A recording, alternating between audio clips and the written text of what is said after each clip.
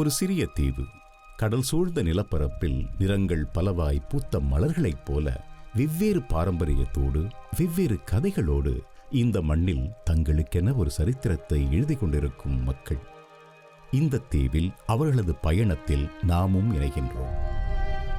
அவர்கள் வாழ்ந்த வட்டாரங்கள், அவர்களோடு வாழ்ந்த மனிதர்கள், அவர்களை உருவாக்கிய வாழ்க்கை அனுபவங்கள், இவற்றையெல்லாம் தேடிச் சென்றால் அங்கே என்னென்ன ஆச்சரியங்கள்!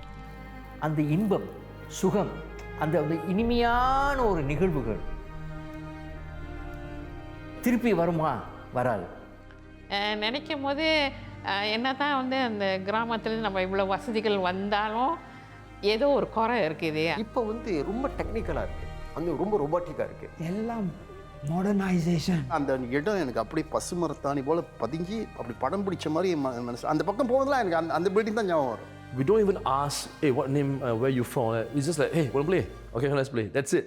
It was simple life back then. அந்த இடம் பக்கம் போலுமா கண்டிப்பாக கண் அப்படியே திரும்பும். மரங்களில் ரம்புத்தான் மரத்தில் ஏறி அந்த சிவப்பு எறும்பு அது கடித்தது. சிலிகி ஹவுஸ்னு சொல்லும் பொழுது எனக்கு அது என்னுடைய தந்தை வீடு. அந்த வீடு அது எனக்கு ஒரு கோயில் மாதிரி. அங்கே தவழும் குழந்தை ஒன்றை பார்க்கின்றோம், புதுமண தம்பதிகளை பார்க்கின்றோம், படித்த பள்ளிக்கூடம், எங்கெல்லாமோ அழைத்துச் சென்ற பாதைகள், தாத்தா பாட்டி அத்தை மாமா என்று அகலாத விலகாத உறவுகள். இதில் எதை சொல்வது, எதை விடுவது? அப்படி ஒரு பயணத்தில் மறுபடியும் இணைகின்றோம். இது எங்கப்பேட்டை 2ஆம் தொடர். இது எங்கப்பேட்டை, எங்கள் கதைகள்.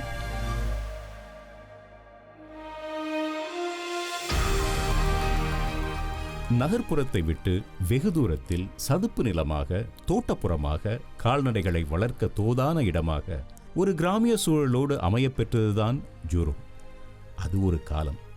ஆனால் அதற்கு பிறகு சிங்கப்பூர் தீவு தொழில்துறையிலும் பொருளாதாரத்திலும் வளர்ச்சி அடைய அதனோடு சேர்ந்து செழித்து வளர்ந்த வட்டாரம்தான் ஜூரோங் வட்டாரம். இன்னும் சொல்லப்போனால் தொழில்துறையிலும் உற்பத்தி துறையிலும் ஜூரோங்கின் பங்கு அளப்பரியது. பிற வட்டாரங்களிலிருந்து ஜூரோங் வட்டாரத்திற்கு குடிபெயர்ந்தவர்களின் கதைதான் ஜூரோங்கின் கதை.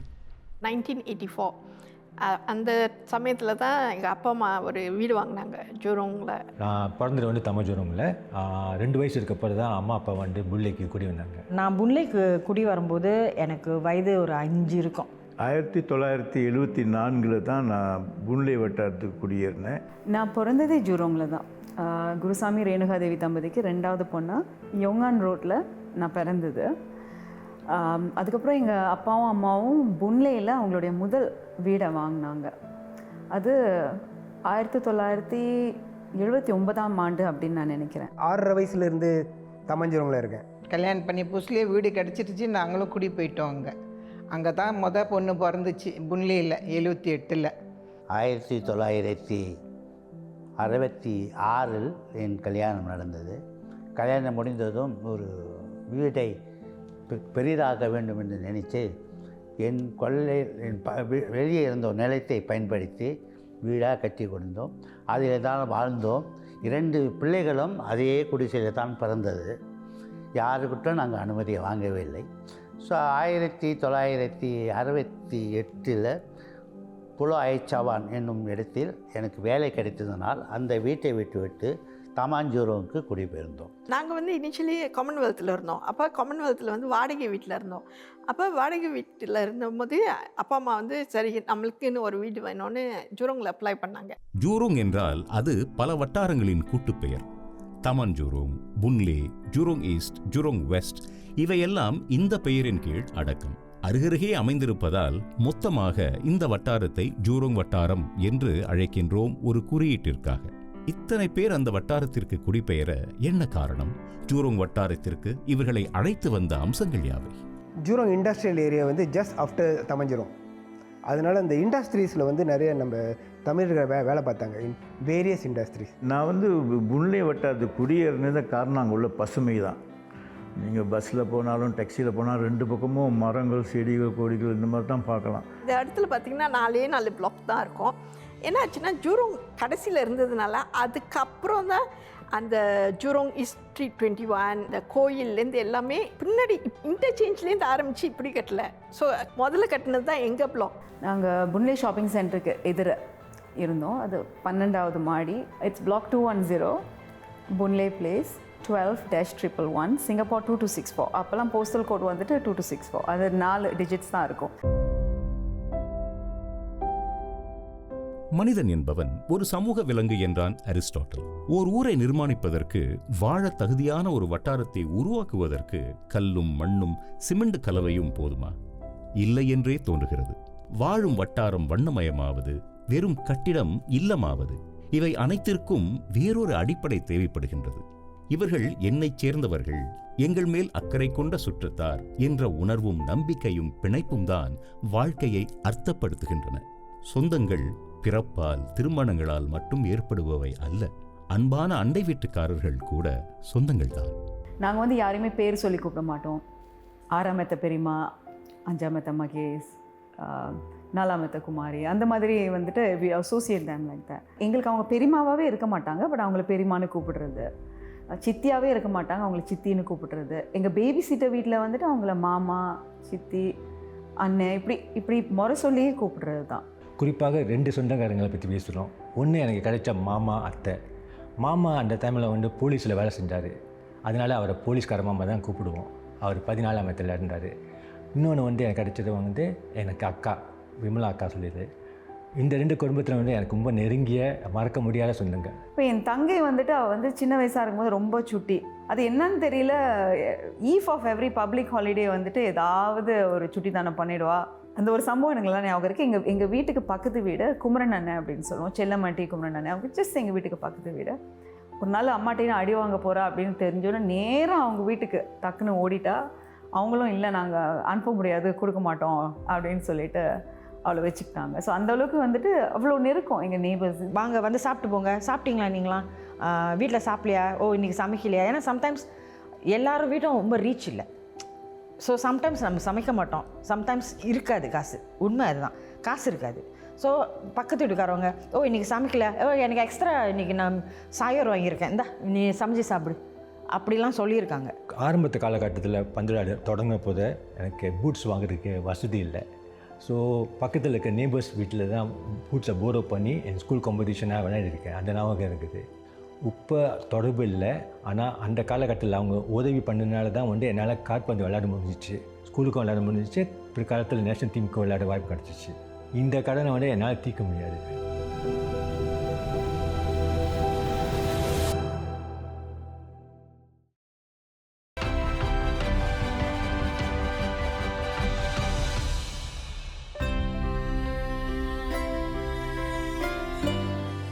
தங்களுக்கென்று ஒரு உலகத்தை உருவாக்கிக் கொள்ள தெரிந்தவர்கள் குழந்தைகள்.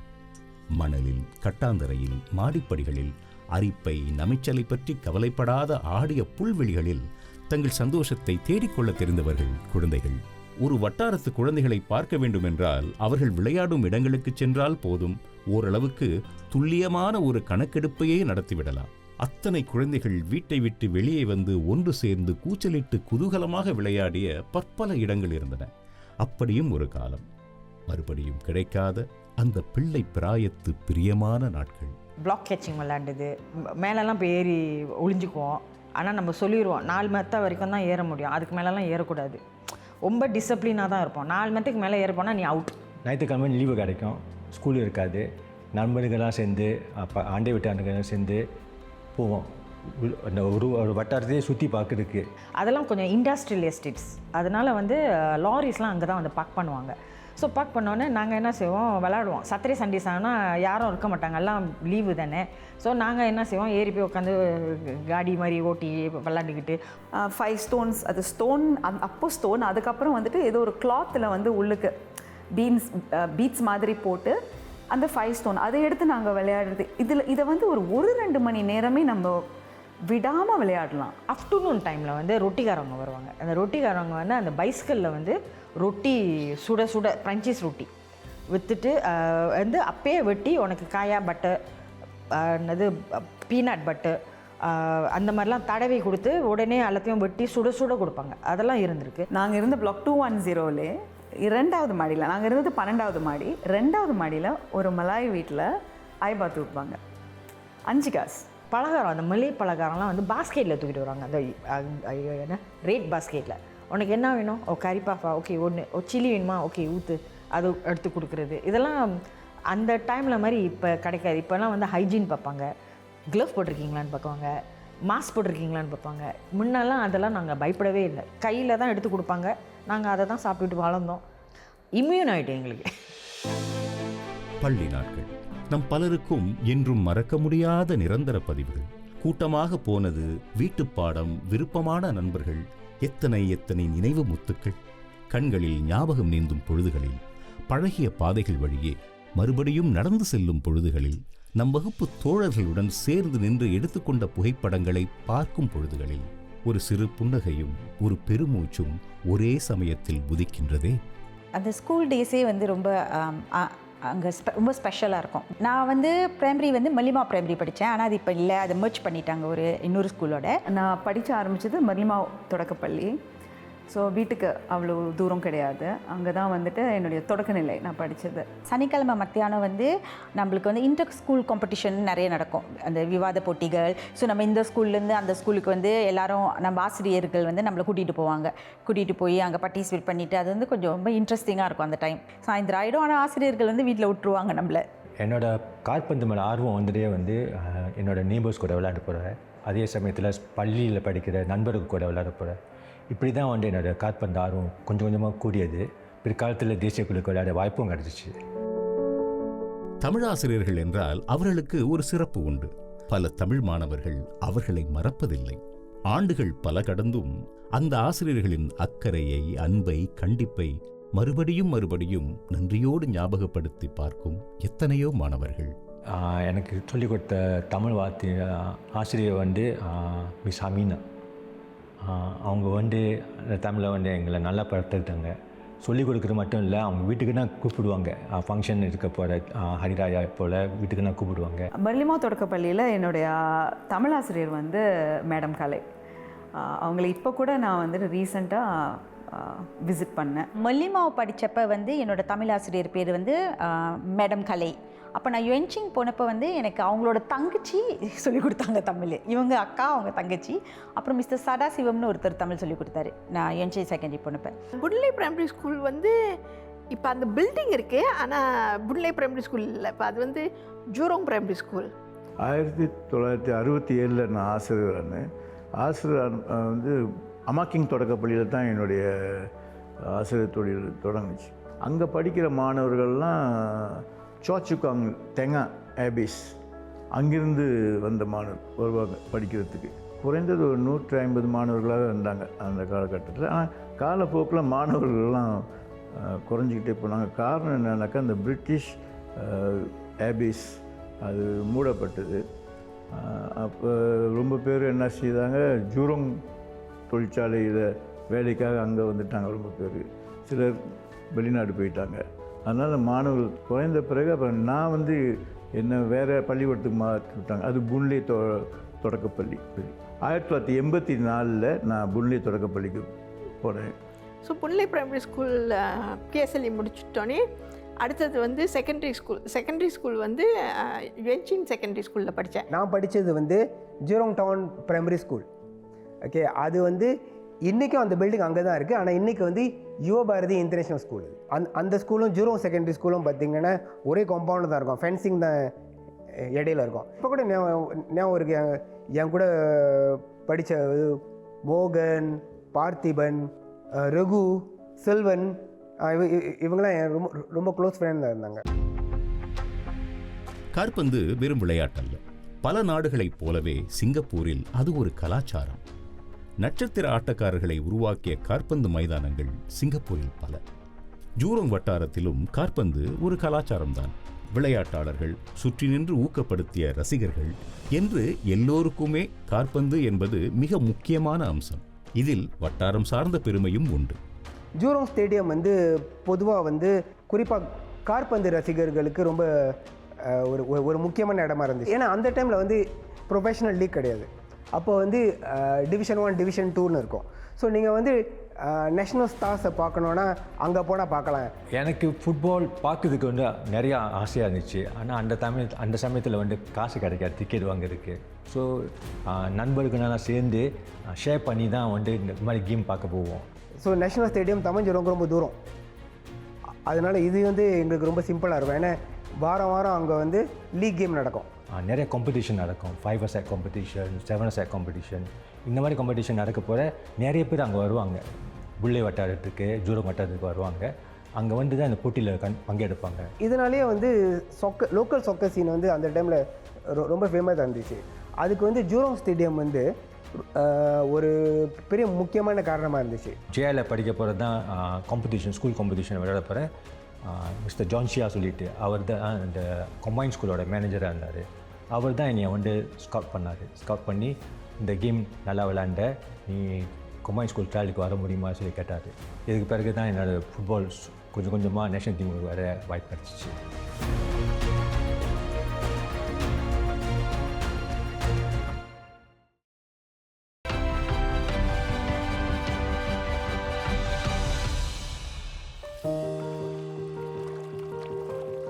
Chinese garden, Japanese garden, Jurong பறவைகள் பூங்கா, இவை மற்ற பகுதிகளில் வாழ்ந்த சிங்கப்பூரர்களுக்கு ஜூரோங் வட்டாரத்தை அடையாளம் காட்டிய இடங்கள். ஜூரோங் வட்டாரத்து மக்கள் அடிக்கடி செல்லும் பரிச்சயமான இடங்கள் இவை. புன்லே அப்படின்னு சொன்னால் எனக்கு நிறைய நினைவில் இருக்குது புன்லே ஷாப்பிங் சென்டர். அங்கே வந்து ஒரு பெரிய என்டியூசி இருக்கும், கீழே வந்து பெரிய பெரிய கடைகள், ஸ்கூல் பேக் வாங்குறதுக்குன்னே ஒரு பெரிய ஷாப் இருக்கும். அப்போது அந்த ஏரால சிக்கன் ரைஸ் ஃபார் $1, $1.50 அப்படின்ட்டு. அப்புறம் ஒரு போலீஸ் ஸ்டேஷன் வந்தது எங்கள் வீட்டுக்கு கீழே. அது வந்து it was very thrilling for us. அப்போ தான் அந்த நெய்பர்ஹுட் போலீஸ் போஸ்ட் அப்படிங்கிற கான்செப்டே வர ஆரம்பிச்சுது. ஜூரோங் எம்ஆர்டி வந்து நினைக்கிறேன் 1988 தான் ஆரம்பிச்சிது. எனக்கு இன்னொரு ஞாபகமும் இருக்குது, அங்கே சைனீஸ் கார்டனில் வந்து சினிமா ஷூட்டிங் எடுத்து வந்திருக்காங்க. அங்கே வந்து தில் கா ஹீரான்னு ஒரு மூவி எடுத்துகிட்டு இருந்தாங்க. இன்னும் ரொம்ப ஆர்வமாக நானும் என் பிள்ளைங்க எல்லாம் தூக்கிட்டு ஓடிட்டேன். நான் ரொம்ப ஹாப்பியாக இருந்துச்சு. ஃபர்ஸ்ட் டைம் என் லைஃப்பில் வந்து மீட் பண்ணது டைமின்ராவும் ஹேமமாலினியும். ஏர்லி 70s தான் அங்கே வந்து தியேட்டரே கட்டுனாங்க, தமஞ்சிரோங் தியேட்டர். தியேட்டர்னுக்கு போனாக்கா நல்லா ட்ரெஸ் பண்ணிட்டு போவோம், நம்ம எல்லாம் நகையெல்லாம் போட்டுக்கிட்டு போய் காமிக்கணுமே. அவர் பக்கத்தில் ஒரு ஸ்விம்மிங் காம்ப்ளெக்ஸ் இருக்கும், old swimming complex. Lenten festival இருக்கும் அந்த டைமில். நெய்பர்ஸ் அந்த வட்டாரத்தில் நிறைய பேர் கூடி லென்டன்ஸ்னால் தூக்கிக்கிட்டு ஜூரோங் பார்க் வரைக்கும் நடந்து போவோம். அங்கே போய் தான் அந்த லென்டன் ஃபெஸ்டிவலை கொண்டாடுவாங்க. கலை, கலாச்சாரம், மொழி, பாரம்பரியம் இவை நம் அடையாளத்தின் அடிப்படை அம்சங்கள். முத்தமிழ் என்பதே இயலிசை நாடகம்தானே. இதிலும் ஜூரோங் வட்டாரத்து மக்கள் சளைத்தவர்கள் அல்ல. ஆரம்பம் தொட்டு மிக சுறுசுறுப்பாக இயங்கி வரும் இந்திய நற்பணிக் குழுக்களில் ஜூரோங் வட்டாரத்து நற்பணிக் குழுக்களும் அடக்கம். தமிழர் திருநாள், தீபாவளி என்று ஒவ்வொரு விழாவின் போதும் சமூக ஒன்று கூடலுக்கு ஜூரோங் வட்டாரத்தில் ஏற்பாடு செய்யப்பட்ட எத்தனையோ நிகழ்ச்சிகள். புன்லே வட்டாரத்தில் உள்ள மக்கள் வந்து நிறைய கலாச்சார நடவடிக்கையில் ஈடுபட்டாங்க, நல்ல ஆதரவும் கொடுத்தாங்க. நான் டான்ஸ் குரூப் ஆரம்பித்தது 1979. ஆரம்பத்திலே பங்கரா டான்ஸு ஆரம்பித்தேன். கற்றுக் கொடுத்தது ஆரம்பத்தில் வந்து புன்லே சிசி. புன்லே சமூக நிலையத்துலேயும் நடனக்குழு இருந்துச்சு, கொஞ்சம் பிரபலமாக தான் இருந்தது. கிருஷ்ணகுமாரின்ற ஒரு நடன மணி இருந்தாங்க, அவங்க தான் நல்ல மும்முரமாக வச்சுருந்தாங்க. அவங்களும் அவங்க சகோதரியும். மணிமாறன் வந்து ஆரம்பத்தில் புன்லே சிசிக்கு வரும்போதே இங்கே டான்ஸர்ஸை பார்த்தோன்னே ரொம்ப பாராட்டினார். அவர் கம்பைன் பண்ணுவோம், டான்ஸு குரூப் கொஞ்சம் பெருசாக இருக்கும், நம்ம SLF ஆடிட்டோரியம் அங்கங்கெல்லாம் போய் பெர்ஃபார்ம் பண்ணலாம் அப்படின்னு. கம்பைன் பண்ணும்போது பார்க்கணும், அவ்வளோ பேர், கிட்டத்தட்ட 30 பேர் இருப்பாங்க டான்ஸர்ஸு. அவர் குரூப் மட்டும் இல்லை, ராமேஸ்வரா அவங்க குரூப்பும் இருந்தது. அந்த காலகட்ட டைமில் வந்து மகாராஜ் குரூப்பு எங்களுக்கு வந்து ரொம்ப ஏட்டிக்கு போட்டியாக இருக்கும் டான்ஸு. புன்லே சிசியில் வந்து சுதாகர், ஜெய் சித்ராலாம் வந்தாங்க. அது வந்து அந்த ஃபோட்டோ என்கிட்ட இருக்குது. அவங்க வந்து அந்த ஷோவில் வந்து கலந்துக்கிட்டாங்க. புன்லே சிசி கலை நிகழ்ச்சி நடத்தினப்ப எங்கள் அப்பா தான் அந்த கலை நிகழ்ச்சி நடத்தினார். ஸோ அந்த டைமில் வந்து அவங்க வந்து கலந்துக்கிட்டாங்க, ஜெய் சித்ராவும் சுதாகரும். ஏன் தமிழர் திருநாளை கொண்டு வந்தேன் என்றால், சாரகபாணி ஐயா சிங்கப்பூர் தமிழர்களுக்காக பல விழாக்களை அவர் எடுத்து நடத்தி சமுதாயத்தை ஒன்று சேர்த்து இருந்திருக்கிறார். அவருக்கு காலமானது பிறகு அந்த விழா சிங்கப்பூரில் யாரும் எடுத்து நடத்தவில்லை என்று என்னிடம் சொன்னார்கள். அப்பொழுது நான் நினைத்தேன், ஏன் முதல் விழாவை தமிழர் திருநாள் செய்யக்கூடாது என்பதற்காக தமாங் ஜூரோங்கில் அந்த விழாவை நம்ம ஆரம்பித்தோம்.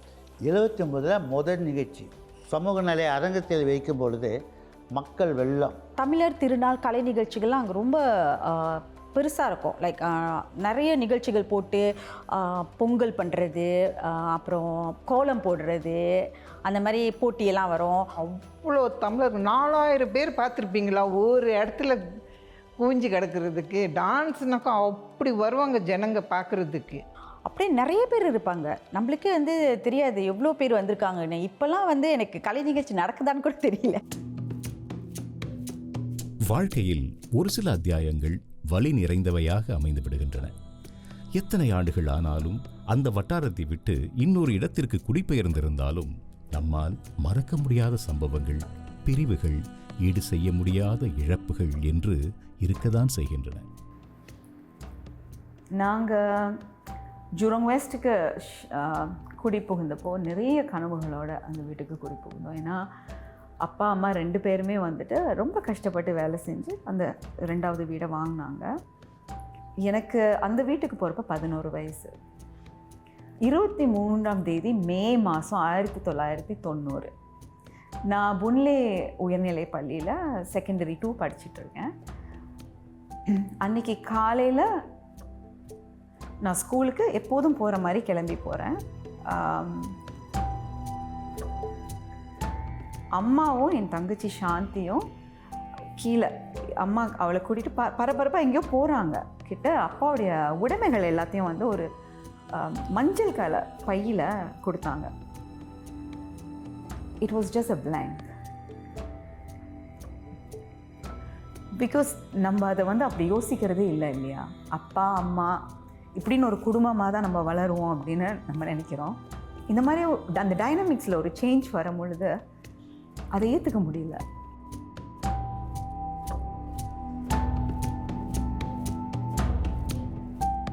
இவர்கள் பகிர்ந்து கொண்ட நிகழ்வுகளில் நிறைவு பெறாத விவரங்கள் இன்னும் இருக்கின்றன. நெஞ்சுக்கு நெருக்கமான ஒரு புத்தகத்தின் கடைசி பக்கங்களைப் போல. தொடர்ந்து பயணிப்போம் ஜூரோங் வட்டாரத்தை பற்றிய 2ஆம் பாகத்தில்.